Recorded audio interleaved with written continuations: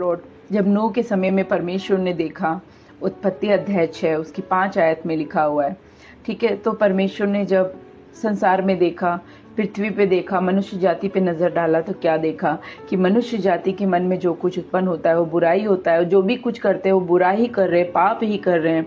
फिर परमेश्वर यीशु मसीह आए हमारे उद्धार के लिए, पापों की क्षमा के लिए, हर एक मनुष्य जाति के लिए आए यीशु मसीह की आपके और हमारे पाप क्षमा हो। और आज हम देख पा रहे हैं मनुष्य जाति ही बिगड़ गई है, इतनी भयानक काम कर रहे हैं, मतलब दया हया सब कुछ छूट चुका है। और मैं आपको बता देना चाहती हूँ जो बाइबल में इन सब बातों के विषय में लिखा है, तो मैं आपको बता देना चाह रही हूँ कि जो कुछ हो रहा है वो पाप हो रहा है। जिस प्रकार से नूह के समय में परमेश्वर ने मनुष्य जाति का खात्मा कर दिया था, मनुष्य जाति को, क्योंकि प्रभु ने उस समय भी नहीं खत्म किया था, ठीक है। तो मनुष्य जाति को परमेश्वर ने बोला, नूह के द्वारा मैसेज दे रहे थे, लेकिन किसी ने नूह की नहीं सुनी। उस बड़े से नाव में नूह और नूह का परिवार और जानवर बचे रह गए, क्योंकि अगर वो कोई भी मन फिराने के लिए तैयार नहीं था। इसी प्रकार से आज भी कोई भी मन फिराने के लिए तैयार नहीं। अपने पापों से मन फिरा लीजिए, क्योंकि प्रकाशित वाक्य 18 अध्याय जब हम पढ़ेंगे, बेबीलोन का न्याय, मतलब इस संसार का न्याय किया जाएगा।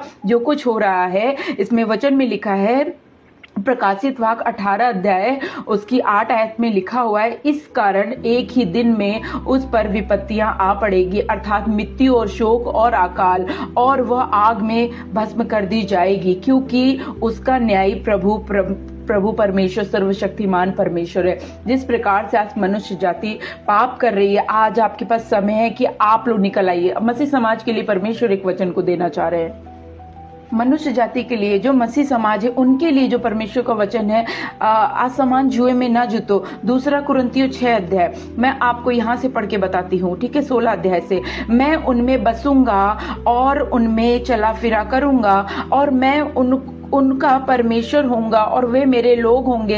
इसलिए प्रभु कहता है, उनके बीच में से निकलो और अलग रहो, और अशुद्ध वस्तु को मत छुओ, तो मैं तुम्हें ग्रहण करूंगा और मैं तुम्हारा पिता होऊंगा और तुम मेरे बेटे और बेटियां होगे। ये सर्वशक्तिमान प्रभु परमेश्वर का वचन है, ये परमेश्वर बोल रहे इन बातों को। तो आइए आज मसीह समाज अशुद्ध कामों को छोड़िए और प्रभु के पीछे हो लीजिए, क्योंकि आपको भी पता है जिस प्रकार से नूह के समय में न्याय किया गया था, इसी प्रकार से आप इस समय भी न्याय किया जाएगा, और परमेश्वर का न्याय जल्द ही प्रकट होने वाला है। ये प्रकाशित वाक्य में ऑलरेडी लिख दिया गया है। प्रकाशित वाक्य 22-14 वचन को याद करिए, उसको मनन करिए। देखिए, जो कोई अपने वस्त्र धो लेगा, जो कोई अपने जीवन को प्रभु को समर्पण कर देगा, उस परमेश्वर क्षमा करेंगे, क्योंकि प्रभु ने इस बात को बोला है। तो प्रभु न्याय करने जा रहे हैं, क्षमा मांगिए। Praise the Lord.